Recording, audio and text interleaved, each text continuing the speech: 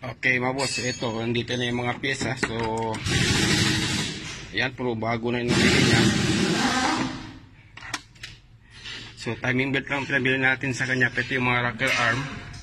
So, nabili sila kay tensioner.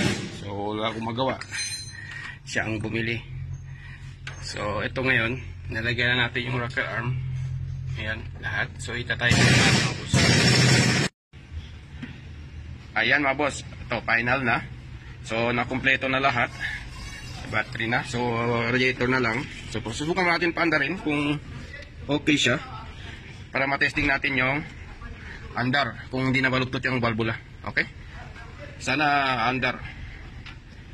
Masisave pa yung ko natin. Cylinder head hindi nabuksan. Gasket. O sige, subukan natin. Paandarin mo. Sige, check natin. Yun lang. Ayan, so kumpleto na mga boss, may tubig na. So okay na siya lahat.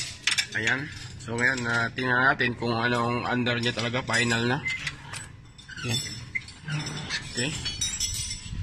So, sige, start. Sana okay siya.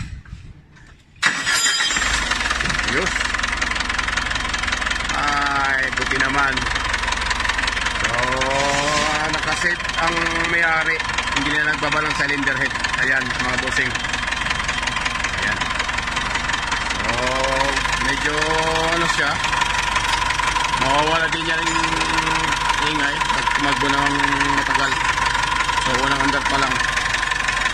Ayan. May aircon ata. Kaon yung aircon.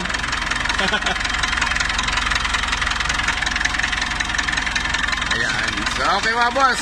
Ayun, buti na lang, tinesting muna natin yung camshaft timing belt. So, hindi natin binabagat yung cylinder head.